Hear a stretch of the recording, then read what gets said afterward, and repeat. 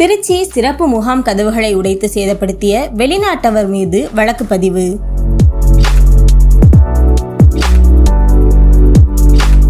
திருச்சி மத்திய சிறைச்சாலை வளாகத்தில் குற்ற வழக்குகளில் தொடர்புடைய வெளிநாட்டினரை அடைத்து வைக்க சிறப்பு முகாம் அமைந்துள்ளது.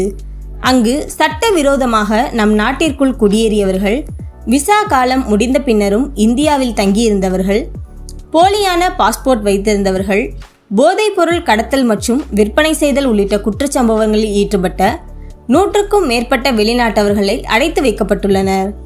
இந்த நிலையில் நேற்று இரவு அங்கு அடைக்கப்பட்டிருந்த கைதிகளுக்கு இடையே திருச்சி சிறப்பு முகாமிற்குள்ளேயே மோதல் சண்டை ஏற்பட்டது. அப்போது ஒரு சில கைதிகள் தங்களை விடுவிக்க வேண்டும் என வலியுறுத்தி சிறப்பு முகாம் கதவுகளை உடைத்து சேதப்படுத்தினர்.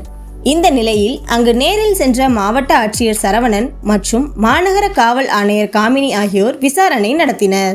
அங்கிருந்த கண்காணிப்பு கேமரா காட்சிகளை ஆய்வு செய்த போலீசார் முகாம் கதவுகளை உடைத்து தப்பித்து வெளியே ஓட முயன்ற நைஜீரிய நாட்டைச் சேர்ந்த இக் உஜர் இபுகா, பிரான்சிஸ், ஒய்டிலே பீட்டர், ஒலிடே யூசுப், ஒக்பு ஜேம்ஸ், ஏஜே ஜான், கேலின் ஆண்டே, எஃபிங் எத்தின், கேட்வின் சக்வா, ஒசாலியோ சிலாகி ஜான், கானா நாட்டைச் சேர்ந்த ஜான், சூடானைச் சேர்ந்த காதர் அபுதாஹிர் சுலைமான் ஆகியோர் மீது திருச்சி மாநகர KK நகர் காவல் நிலையத்தில் வழக்கு பதிவு செய்யப்பட்டுள்ளது.